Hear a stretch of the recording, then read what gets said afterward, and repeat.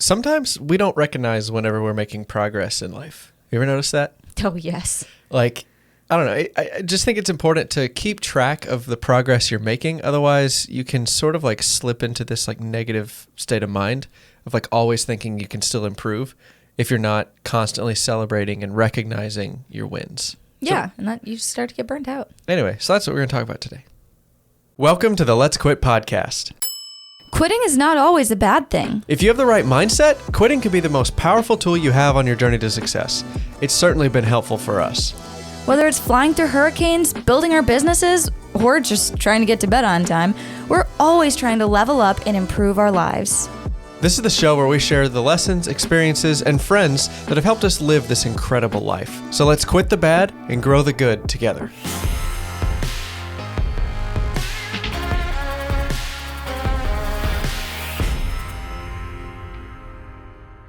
All right, so we want to thank and welcome all of our new listeners. Thanks for checking us out. And for you guys that have been listening for the past, seven? Yeah, this is seven. Yes, the past 7 episodes. Thanks so much. We really appreciate you.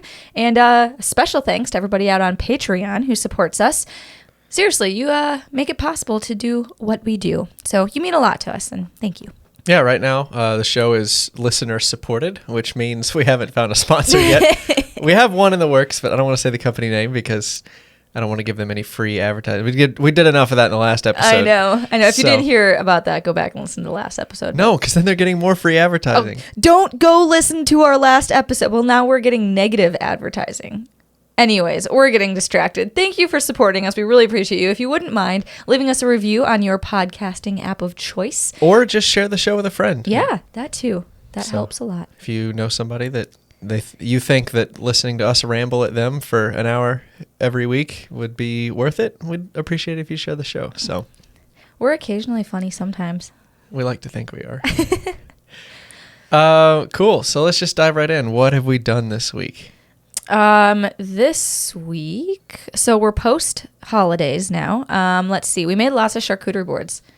Yeah, lots of charcuterie boards because we ended up selling more charcuterie boards than we thought we would. Right. We got completely wiped out of charcuterie board. We weren't advertising them. I mean, they were on our website, but we weren't like pushing. We weren't like, posting all over Instagram. We weren't really talking to people about them. It was just kind of some of our friends we were keeping in the loop with like how the business was going. Mm-hmm.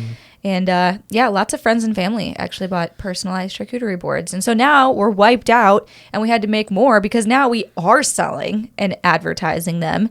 And so we're like, we weren't planning on incorporating a day where we just batch out a ton of boards, but we kind of have to now. Yeah, but I was kind of blown away with how fast we were able to do the second round this time. Absolutely. Yeah, we took a lot of suggestions from YouTube and tried to update the little jig that we used to like cut the handles out perfectly every single time. And what do you I'm lighting our candle. We light this candle every single podcast. And I almost forgot. We would have had to re-record. Oh my gosh. Anyway, so we were much faster this go round with the updates to our little jig and handle and all that kind of stuff. Woodworking nerdy stuff. Like, we were able to make 20 charcuterie boards. 21 charcuterie boards. Yeah, 21 in like 2.5 hours. And the last time we did that, it took us almost 6 hours. So Yep. That was really exciting. We used our laser to make our new template for our charcuterie boards. That was a first. We had never used our laser to actually like make a template in the shop. Usually we just do that on like the bandsaw and the table saw. And I was really shocked that the laser cut through 1/2-inch plywood so easily. I thought we were going to have to like really play with the settings or do a bunch of passes. Right? No, but we can cut 1/2-inch plywood on one pass. It's pretty great. It's like lasers are a big deal or something. I know. I can't wait to get a big laser.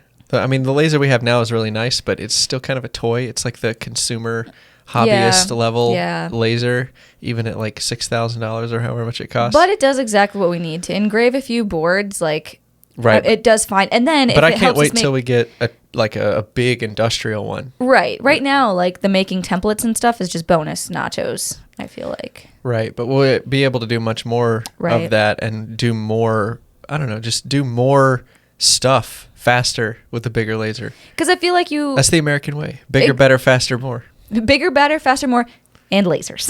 And lasers. But I feel like we kind of rule out the laser for cutting stuff out a lot of times because we're like, we're going to cut something out. Clearly, we're going to use a power tool or some sort of saw And we never really think about the laser much. Right. Well, that was the problem too with the first version of the little jig we made, was because we were just trying to make it. We weren't trying to slow down and do it right. We were just trying to get our first iteration done. A jig. Right. So anyway, it just takes a little bit of time with the computer work and everything to get it all measured right. I didn't want to do all that work on something that didn't work. Does that make sense? Right. So you want to, I feel like that's how we do a lot of our processes. Like even building our coffee table that we just made a couple weeks ago, there were so many options of how we could have put it together, how we could have used different joinery, how we could have done the legs. And we're like, we could either start off by doing this a super complicated way and risk there being no payoff, or we could try to do it the simplest way to accomplish the goal or just the need. To see if it would work, a proof of concept. Right, because if, there's which is the whole iterative process, and we have a whole podcast episode on that. I'm sure we'll have more in the future. But anyway, we also this week started getting new leads on selling cutting boards and furniture. So if you don't know, we have a woodworking business in the Houston area, and right now our business model is to sell closing gifts to real estate agents or other corporate gifts to high-income clientele. People who can, I think, spend money really easily. Right, which there's plenty of people like that in Houston. Yep, so lots of businesses. One of the reasons we moved here. But we're at the point now where we're starting to, advertise and sell those cutting boards that are going to be given as gifts to potential new homeowners that don't have enough furniture. So that'll be really exciting. We can then put all of our flyers and sales pitch stuff in the box and make money on furniture that way. So can I just say, I didn't realize how much we had gotten done since we got back in October until we were packaging some of those boards the other day that we sold. And we were we had everything ready to go. The packaging, done. We had to do zero work on that. It was already done when we got back here after Air Force training. All the flyers we've been doing for the last couple of months with all of our nice product photography and slogans and charcuterie board recipes. We just boxed one of those boards up and it was boom, boom, boom, flyers done, board care done, web page on the board care done, the tins filled, packaged, labels ready to go. I was just wow. I feel I guess this kind of goes into what we're talking about today, but it's I feel like we don't realize how much we've done over the last few months until we step back and we're whoa, it's all done. Well, we're not building, and that's this goes to our business philosophy, is we're not just building a furniture business. Mm-hmm. We are building a machine that builds furniture. That's kind of how I think about our business. It's not just me building stuff and selling it, which there's plenty of people that do that, and that's a great business model for a lot of people. That's what we did before we moved here. Right, but when you're trying to grow and scale and hire employees, your business sort of needs to be a self-moving machine. Mm-hmm. It almost needs to be like a car that sort of drives itself. Like a Tesla. But yeah, you're adding another layer of complexity on top of just building and selling, because you're also building a business which builds and sells for you. And so that's twice as much work. It's twice as slow. And I feel like you have to kind of learn to build yourself out of the process. What do you mean? We're building this so that other people besides us know how to do these things. That's why we're making checklists and very specific processes for each tool, because we know, hey, we're not going to be the ones that are, building this forever. If we want it to grow big enough, we're probably not going to be a part of much of the physical building. So we have to make it very versatile. We need to outline things that we think are easy to understand. Right. Well, that's what I'm saying. That's what's causing all the extra work, is having to put all that into a checklist. What do you mean when you say go buy lumber? Because to us, okay, we go buy lumber, we pick up the boards we like. Well, why do you like one board over another? Yeah. How wide are you choosing the boards? Right. How much how much do you buy? How do you get it home? How do you strap it down? And for us, we just kind of know in our own heads. We're typically when we make charcuterie boards, we buy 5 8-foot boards at a time, and we typically don't want them any narrower than 9 inches. Right, but you don't consciously know that when you're doing it, and so we got to write it all out, put in a checklist, so that we can hand the checklist to your brother and say, hey, take the truck and go get wood. Yeah, and then he doesn't have to make up the rules himself. Right. So we can just keep moving forward and producing. So anyway, really excited to finally start seeing the sales part of the business take off, and we start to do that kind of thing. Really excited to get some leads, talking to some realtors, and feedback seems to be pretty good so far. We don't have anything set in stone yet, but I mean, nobody sold a house in the couple of days it's been since we reached out. So right, yeah, like this is still very recent and new. Like we don't have much to report back because we've only been doing it like a couple days so far. So right, so stay tuned. Yes, stay tuned. Oh, should I tell them about the Facebook group that I joined this week? Oh no! Oh my gosh! You're gonna do it anyways. Just go. Okay, thanks. Thanks for your permission that I didn't need. Yep. So I joined a Facebook group. I was checking out on the Stud Stack, as you do on the Facebook app. Looking to our we got a private Facebook group for other people that are doing what we do, building furniture and selling it. So I was logging into Facebook to check up on those guys, see how they're doing. And Facebook, as they do, they recommended another group for me to join. This group was called, are you ready for it? Are you ready? It's called Airplanes for Sale. Oh my God. And so I've been badgering Jennie all week. We're not in the market for an airplane right now. Not yet. We want to very soon. Jennie's going to get her license this summer. I want to get my instrument clearance so I can fly through clouds. Anyway, like we're going to get back into flying again, personally, not just through our job. And so I just wanted to see what was available. I've never bought an airplane. I don't really know anything about buying an airplane, but I just wanted to see what was available, what the price ranges were. In the local area, yeah. Well, not local. Like well, no, all that's over true the because country. you can fly out and get it. Yeah. Right. I mean, airplane. You make a trip of it. You fly out there commercial, and then you fly it home from where you buy it. Yeah, a major difference than buying a car. Like the car doesn't have to be. Right. Like the car has to be close to you. The plane doesn't have to be close to you because you can fly out, get it, fly it back, kind of a deal. Right. I just jumped in the group just to see what was available, and I've been bothering poor Jennie all week with airplanes that are way more affordable than I thought they'd be. So I see, and that's the dangerous part is like they're not as outrageously priced as we thought they would be. And so now he's in this group and he's like, oh my gosh, I found a 4-seater. Guess. No, this is really the part about, I don't care that he's looking at the planes because we want to buy one anyways. Like, that's cool. I want to get in that group and look at it too. The part that gets me is he'll find a plane he likes for a price he thinks is really good. And then he'll walk into the kitchen and say, I found this 4-seater. Guess how much it is. I don't know what kind of plane it is. Is it like... And he'll tell me the kind of plane it is, and he's like, guess, how much do you think? Guess.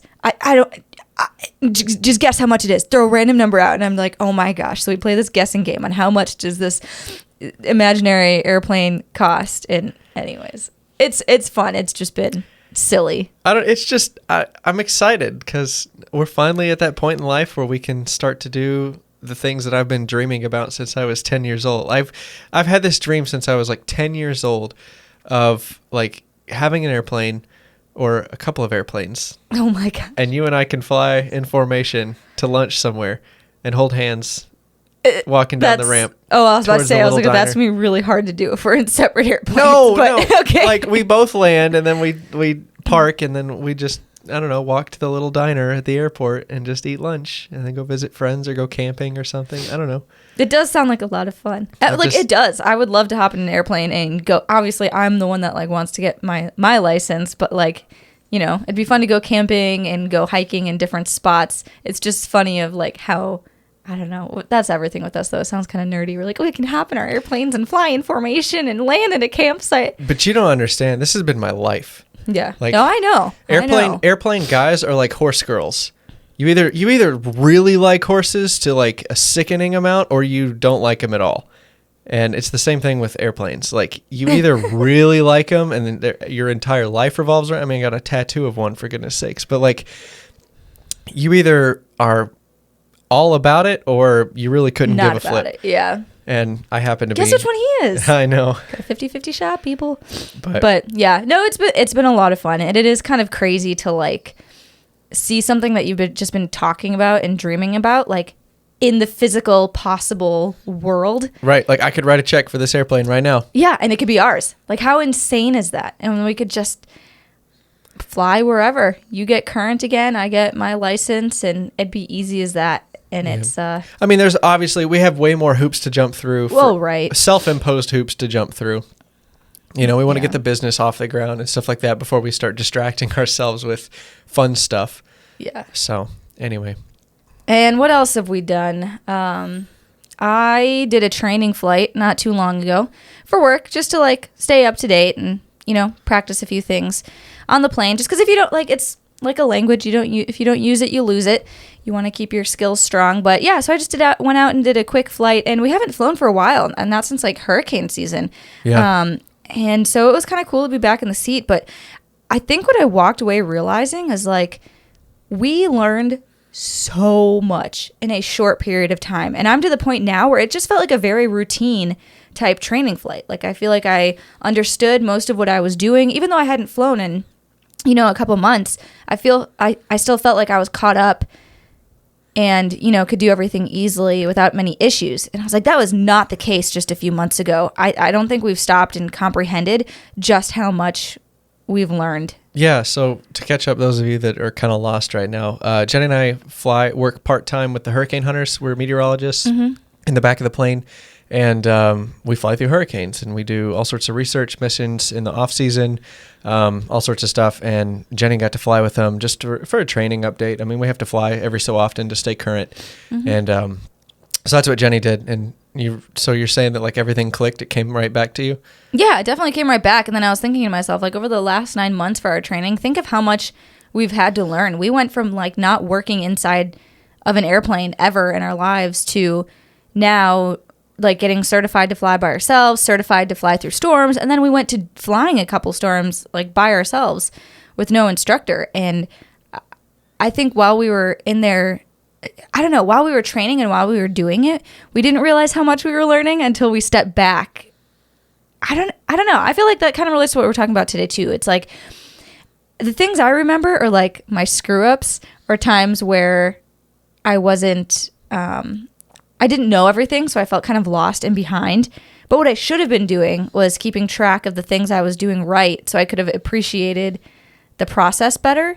I don't know. Did you feel like that during training at all? Yeah. I mean, I remember there were several times over the summer when we were doing training that like, I don't know, we weren't having like bad weeks, but like we were in sort of a mental funk of like, I don't want to use the word depression because it's not at all what it was, but like we were just like down. We're just down, just like not super jazzed about like flying and stuff because we were focusing so much on the job and what we were doing wrong and like how to fix it and how to improve and worried about the next one. Because we just wanted to be good at it already. We kind of lost sight of the bigger picture of what we were doing.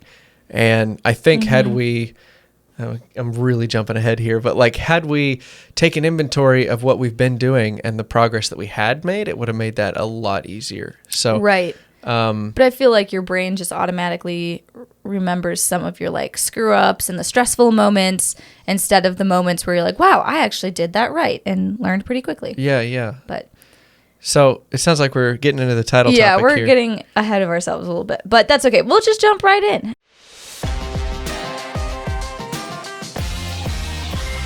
Our title topic for this week is quit ignoring progress.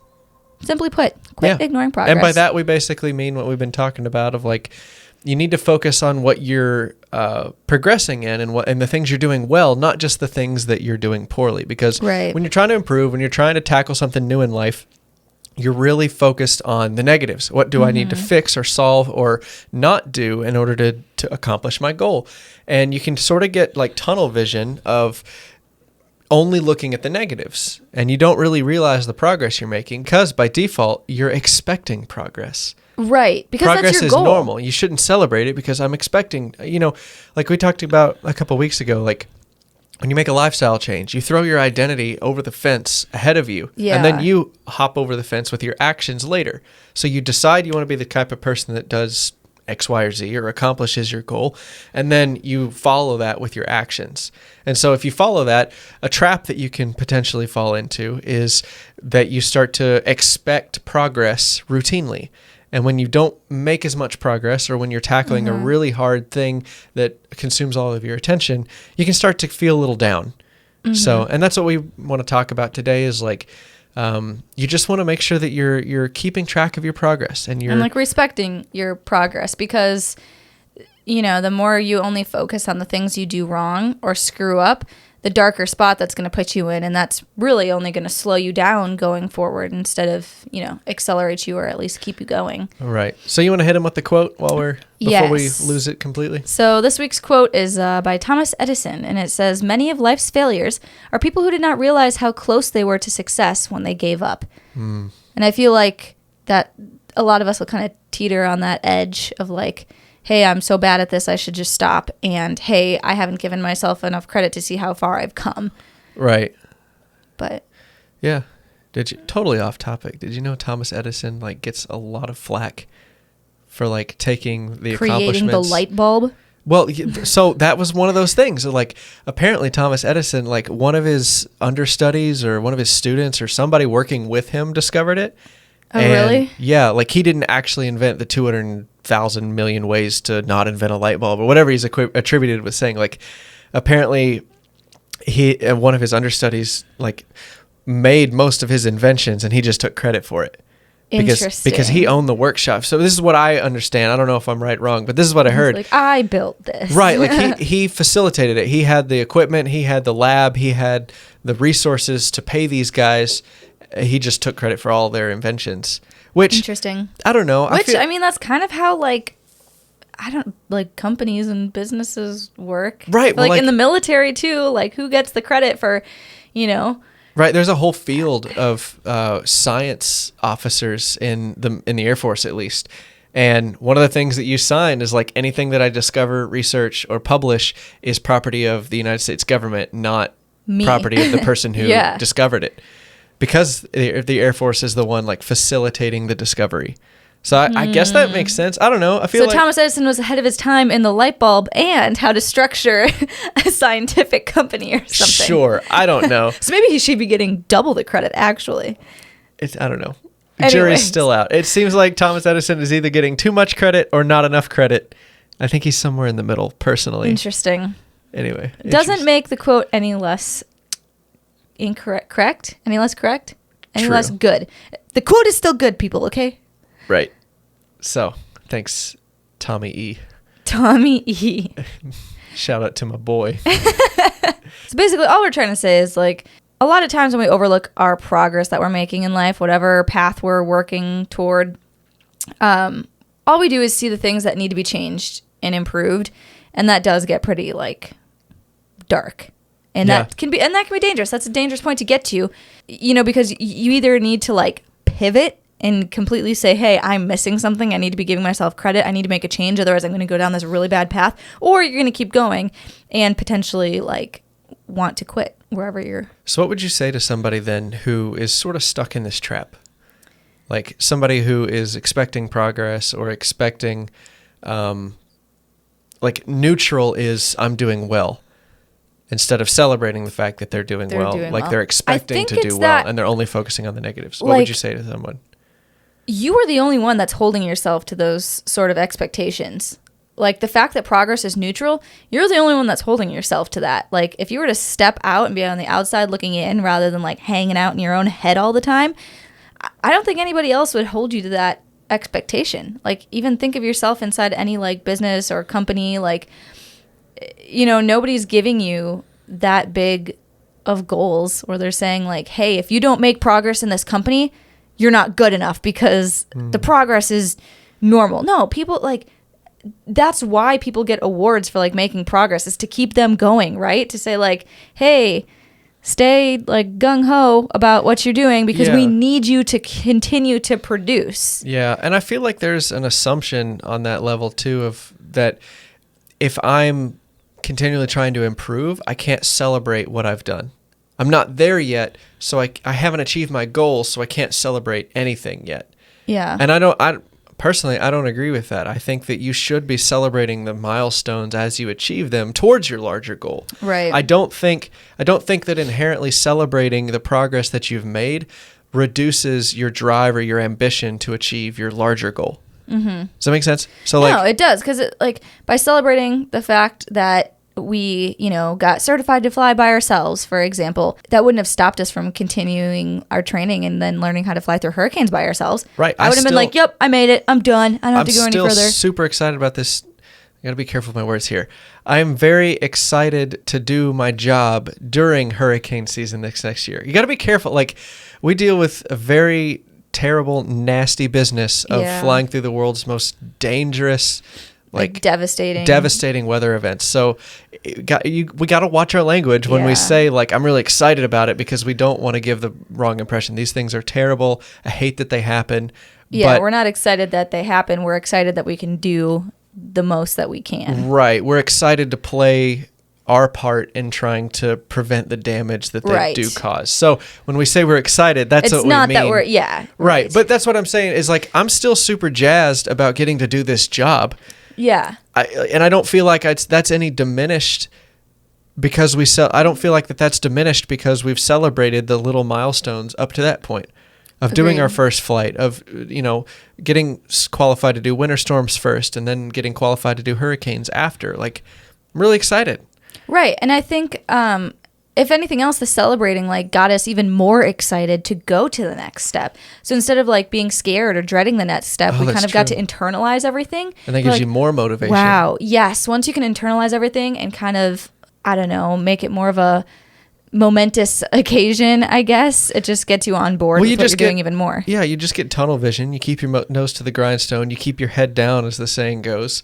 And sometimes you need to do that. Sometimes you do just need to like put your head down and grind it out. But a lot of times, most of the time, I would say, like that's not required all the time. You can stop and appreciate and turn around and look at it. I mean, this also reminds me of the time when we were in college. There was a hike that we always did, and it was to Havasupai Falls. Ooh, yes. My favorite hike. It was, so from at the start of the trailhead, it was 12 miles in and 12 miles out. That's the only way down into this it's like a side canyon of the Grand Canyon. Mm-hmm. It's beautiful. Google it. Look it up. The water is like teal. But we do this hike every year, and the hike is pretty boring. You start out and you kind of go down these switchbacks, which is pretty cool. And then you get to the bottom and then you hike in this riverbed for like 11 miles until you finally get to all the cool waterfalls and everything. Well, yes, everybody wants to go see the waterfalls at the end of the hike. And then we hike out the next day. But so many people, all they did was they stared at the ground. They stared at the dirt the whole time. And then they finally got to the waterfalls and they were awesome and cool. But like, dude, you're missing out on half of it. Like half of the fun of the trip wasn't the waterfalls. It was talking to friends down there. It was looking at the little rocks. It was looking at how like the wind and the rain had like washed this awesome figure into the side of the cliff. Like there was taking so much silly pictures next to, a cactus and, just there was so much stuff. There was so much more fun to be had. And if you had just kept your head down and only thought and motivated yourself about the waterfalls at the end of the hike, sure, you would have had a great time. But that 12 miles would have been pretty miserable. But you could have had twice the great a time if you had stopped and focused on the cool parts of the journey that you're in. Right. And then on top, so if you're excited and you're happy about the 12-mile hike in, then how much more happy are you going to be when you see the waterfall at the end of the hike? Yeah. So exactly. I don't know, that just popped into my head of like the same analogy is here. Like, yeah, you can be focused on your overall goal and you can save some happiness for when you finally achieve the goal. But that doesn't mean that you can't enjoy what you're looking at right now. Right. You don't have a set amount of happiness that decreases, that you can only spend. It's not like a currency that you only have so much of. Right. So just because you're expecting progress, just because you're expecting not to be tired on your 12-mile hike, doesn't mean that you can't also appreciate the beauty on the other side of it. So I guess that's all we're saying is like take time out of your day, your week, your month, as you progress towards your goals to really internalize, appreciate, and see the progress that you're making, because that gives you way more motivation to keep going than it does take joy out of the end result. Right. Yep. All right, so that's a lot of theory, a lot of stories. Let's hit some action steps while we're still in our groove. Yes. So number 1, write down all of your accomplishments at the end of every day. So if you're stuck in this funk, if you're stuck in this like negative headspace of like, oh my gosh, I can't, like this goal seems forever away. I'm not actually getting anything done. Yeah. Right. If you're stuck in that, here's what we did to pull ourselves out of it. Write down, go get a marker board from Walmart or wherever, and in like dry erase marker, write down every single thing that you do throughout the day. Everything, even if it's related to your goal or not, and look at how much you're doing every single day. When we first started doing this, we were shocked at how much we accomplished in one day, because we get to the end and we're like, I feel like we didn't do that much. Like, the packaging still isn't here yet. I haven't shipped any boxes. I haven't made any sales. We were looking at this woodworking business thinking we're not making any progress. We're in Mississippi. We're doing a lot of theoretical work, writing checklists, but like we weren't selling or building anything. But we were feeling like losers for not doing anything with the woodworking business. Then we started writing out what we were doing. We wrote out our customer policy. We figured out how we were going to do shipping. We got our packaging sorted out, kind of like what you were saying. We were doing so much that we didn't realize we were doing. And at the end of the day, we had like 15 different bullet points of things we had accomplished. And we're like, wow. So much stuff we were doing that we didn't even realize we were doing. So it really helps you pull your head out of your own goal. And that's a nice way to say it. Yes. And really look at how much you're accomplishing day to day if you're stuck in that like negative feedback loop. Yep. Or positive feedback loop of negativity, I think is the right way to say that. Slightly contradicting, but I got you. Words are important. Yes, they definitely are. So our second action step then, after that one, after you've written everything down that you've done for the day, go ahead, go at the ding. Boo! Schedule a weekly time, like roughly 15 minutes, I'd say, to reflect on the week and schedule a celebration of the big wins. We did this. It was called Sushi Sunday. Yes, Sushi Sunday. So there was a nice little hibachi sushi restaurant in Mississippi, like literally across the parking lot from our apartment complex. Yep. And on Sundays, they had 50% off sushi. And it just became a ritual for us to go, just walk over there, have a few rolls of sushi, a couple sakis, and walk back. And walk our way home. And, or hit the beach on our way home because it was right by the beach too. Man, what an incredible life. It was so much fun. We're so blessed. It was so much fun. But yeah, but that started to become our time where we would look back at the week and say, okay, this is what we did. This is where we are. This is how we're progressing towards our goals. And we did not do this intentionally. Don't give us too much credit. This was not something that we did intentionally. We just sort of like happened into it. And only in hindsight now do we realize how much that was helping us. Because yes, if you're writing everything out every day on the whiteboard, at the end of the week, what's going to stick with you? You need to process that too, because sometimes your big wins are accidental. Sometimes what you're accomplishing that gets you closer to your goal is an accident. And if you're not taking time once a week with a little distance, because you can't do it that day because you're too close to the problem or to the solution. But a week later, you can see, oh, wow, that really put me closer to my goal, even though I didn't expect it or it was an accident. So the weekly recap, it only has to be 15 minutes of just taking inventory of what happened good, what happened bad. Yep. And I think it's doing it in a different environment. For us, we would just go do it in a very happy, like positive environment, which for us was Sushi Sunday. But for somebody else, it may just be, thinking about it like while you go get coffee or something, or, sitting in your living room on your laptop doing it instead of sitting in the office that you work in all day, or whatever that may be. Just getting into like a positive environment that distances you. Right. And like let yourself be the 8-year-old kid in the candy store. Like go get that cup of coffee. Go get Sushi Sunday. Like let yourself have something, because you want to celebrate those weekly wins. You want to celebrate the progress that you're making continually. And that's a great way to do it. And then at that weekly meeting where you're celebrating, if you have a really big milestone of something, you're like, wow, I'm really impressed with that. I can't believe that we figured out product packaging without products in a Mississippi apartment, and we haven't built anything in 6 weeks, but we still figured out how we're going to do awesome product packaging. That's something that really needs to be celebrated. That needs its own special time for you to celebrate it. It's not weird. You're not wasting money. It's not prideful.